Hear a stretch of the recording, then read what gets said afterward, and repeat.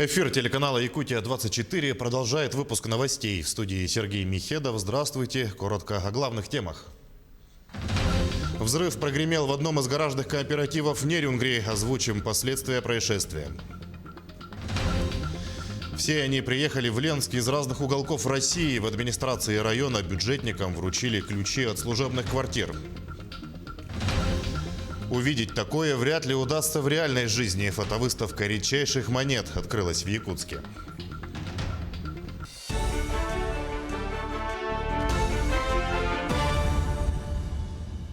Один человек погиб в результате обрушения в одном из кооперативных гаражей в Нерюнгри. По данным пресс-службы регионального МЧС, местные жители сообщили о хлопке и последующем возгорании в гаражном комплексе. Обрушились конструкции двух гаражей. В результате пожара огнем поврежден автомобиль и домашнее имущество. К сожалению, один человек погиб, говорится в сообщении. На ликвидации происшествия были задействованы 17 человек личного состава и 5 единиц техники. Для установления обстоятельств происшествия на месте работает дознаватель МЧС России. В 6 утра только машину выгнал, доехал до работы, и жена позвонила, сказала, что ей позвонил сын, мол, рядом с нашим гаражом взорвался гараж, что у нас крышу снесло. Ну и все, и буквально через пару минут прислала фотографию, что гараж разрушен. Ну вот, в общем, брата машина осталась в машине, видимо, все, конец пришел. Ну, даже не знаю, что дальше делать. Ущерб большой, да? Большой, ну это новый гараж надо строить. Тут уже все. Плиты вон потолочные попереломало. Ну, серьезно, в общем. Не знаю, что делать. 244 новых случаев коронавируса зафиксировали в регионе за минувшие сутки. Если по городу Якутску ситуация более-менее стабильная, то за счет роста выявленных случаев в районах в целом по республике снижение заболеваемости не наблюдается. Об этом сегодня на совещании республиканского оперштаба сообщил глава региона. Первоочередной задачей остается обеспечение лекарствами аптек. Айсан Николаев отметил, что проверка аптечных сетей показала, во многих аптеках отсутствуют лекарства, назначаемые при лечении коронавируса. Особенно серьезная ситуация складывается в Нерюнгринском районе. Перебои с поставкой лекарств наблюдаются и в столице региона. Айсан Николаев поставил задачу принять все исчерпывающие меры по решению данного вопроса. Среди 244 новых случаев коронавирусной инфекции 50 носителей. Об этом сообщила заместитель руководителя регионального оперштаба Ольга Балабкина в ходе брифинга. В Якутске выявлено 117 заболевших, в Алекминском районе 27. В психоневрологическом диспансере идет усиление по дезинфекции и локализации группового очага. По 8 и 7 случаев зарегистрировано в Сунтарском и Вилюйском районах. В остальных районах от 1 до 6 заболевших. В Усть-Майском Улусе заболела группа людей из-за совместного мероприятия. 2 человека за сутки скончались от COVID-19. Мы прекрасно понимаем, что действительно достаточно сложно какие-то определенного рода мероприятия, которые в жизни вашей происходят, проводить с меньшим количеством народа. Но, тем не менее, в ряде районов, таком как Усть-Майском, зарегистрирован вновь групповой случай, связан с совместным семейным мероприятием. На что обращаю особое внимание, и особенно не только на Усть-Майский район, а в целом на организацию различного рода семейных мероприятий везде. Борьба с коронавирусной инфекцией продолжается. Пока ученые работают над последними стадиями тестирования вакцин, медики во всем мире предлагают новые способы лечения болезни.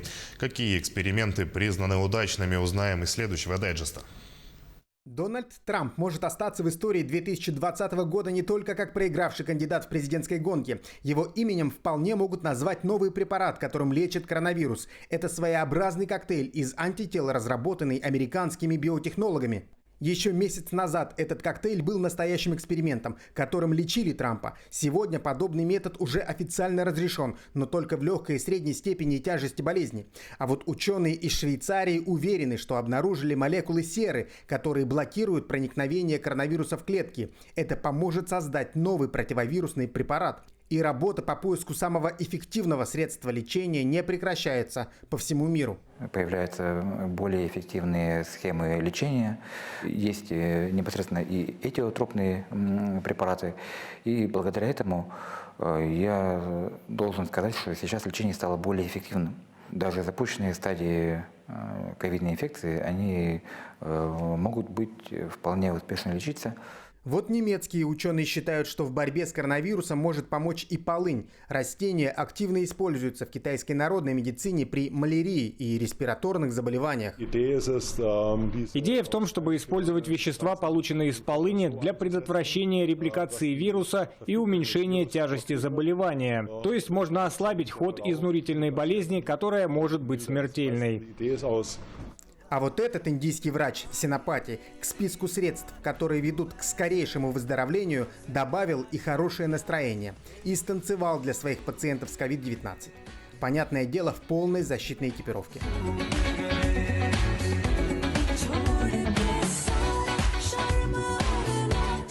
Максим Кардозу, Джур Березкин, Москва. Лишние руки не помеха. Пункту передержки безнадзорных животных Якутска до начала сильных морозов пригодится помощь населения. В настоящее время возводят и утепляют вольеры для животных. Отметим, что на сегодня в пункте передержки под надзором находится более 300 собак. Еженедельно на отлов бродячих животных поступают 40 обращений от округов столицы. Сегодня все животные, которые попадают в пункт, проходят обязательный ветеринарный осмотр, чипирование и стерилизацию. Также, по словам руководителя пункта, каждый житель города может забрать домой питомца для дальнейшего присмотра и ухода. Помимо этого, пункт не откажется от поддержки и помощи горожан. На сегодняшний день у нас идет утепление будок. Плотник работает, тоже стучим, делим вольеры на несколько частей, чтобы не было своры собак. Ну, немного полегче, чтобы стало в этом случае. Ну и все равно как бы зима долгая, да? Будки пытаемся хоть немного утеплить, повесить шторки. Рвут, ну опять вешаем, рвут, вешаем. Но помощь вообще руками, конечно, если есть свободные час-два на выходных, конечно, с удовольствием бы приняли людей, помогли, чем-то как-то поддержали бы, если просто были руки. То есть один работник хорошо, 2-3 уже толпа, и уже больше работы бы могло сделаться. В администрации Ленского района бюджетникам вручили ключи от служебных квартир. Таким образом, власти стараются поддержать востребованных специалистов сферы образования, здравоохранения, культуры и многих других, прибывших в район. Светлана Полеева побывала на вручении ключей. В этот день ключи из рук главы района получил врач-реаниматолог, 2 педагога городских школ и воспитатель детского сада «Сказка». Все они приехали в Ленск из разных уголков России. Чтобы привлечь и поддержать новых специалистов, в районе третий год продолжает действовать программа обеспечения жильем работников бюджетной сферы. В этом году приобретено 22 квартиры. До конца года их число увеличится. Помимо этого, в этом году мы также порядка, наверное, выдали 27, около 30 сертификатов по программе «Молодая семья». Там 50% это доля района, да. Плюс еще у нас есть наша муниципальная программа, где мы выделяем людям как бы совместно, если у кого-то есть материнский капитал, выдаем еще по 500 тысяч, это отдельная программа, и по 200 тысяч идет на ремонт жилья для наших бюджетных работников. Ну, тоже суммы достаточно большие. Если взять эту программу, за 3 года мы, наверное, выкупили порядка 80 квартир. После вручения ключей новоселы отправились осматривать полученное жилье. При выделении квартир учитывался состав семьи специалистов и расположение места работы. Так, врач-реаниматолог, приехавший в Ленск с семьей, получил 3-комнатную квартиру в центре города. Приехал работать как бы не просто так временно, да, но учитывая такую социальную политику администрации Ленского района, лично главы, да, то, что вот предоставляет жилье специалистам. Буквально сегодня вот предоставили нам жилье, так что, конечно, у нас в планах остаться и работать, естественно. Венера Федусовна Романова, учитель физики и биологии первой школы. 6 лет назад по приглашению директора учебного заведения приехала в Ленск. Все эти годы жила во временном жилье. Сегодня она получила долгожданную квартиру в микрорайоне Теплый Стан, ближе к месту работы. Просторная, светлая, а главное теперь своя. Я сегодня получила 1-комнатную квартиру. Я, конечно, рада, потому что без квартиры плохо. Но я, наверное, вот в течение этой недели перееду обязательно. Квартиры работникам предоставлены по договору коммерческого найма. Но после того, как специалист отработает в Ленском районе 5 лет, у него появится возможность заключить договор социального найма, а там и оформить квартиру в собственность. К лучшему изменить жилищные условия значит помочь приехавшим специалистам больше сосредоточиться на работе. Для всех, кто занимается непростым трудом, полная самоотдача. Это важно. Светлана Полеева, Денис Семенов, Ленск. Погода продолжает преподносить сюрпризы в Южной Якутии. Последние дни осени ознаменовали оттепель и снегопад. Легкий мороз в одночасье сменился потеплением. Снег, начавшийся в воскресенье вечером, не прекращается. Сугробы растут, причуды погоды создают массу неудобств как водителям, так и пешеходам. На тротуарах и в переходах люди протаптывают тропинки самостоятельно. Сложная ситуация и на проезжей части. Мокрый снег спрессовывается шинами автомобилей. И на дорогах наряду с гребнями и холмами образуются скользкие колеи.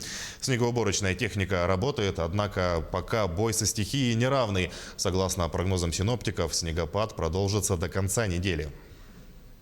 Как вам погодка? Погода плохая, падает снег. Вот уже второй день. А так-то тепло, на улице тепло. Жители и гости столицы республики могут посетить фотовыставку памятных монет Банка России, посвященную 75-летию Великой Победы. Экспозиция размещена в музее «Россия. Моя история» и продлится до конца декабря. Подробнее в сюжете с Аргаланой Неустроевой. В этой небольшой экспозиции представлено 19 монет, на каждой из которых отчеканен символ подвига советского солдата.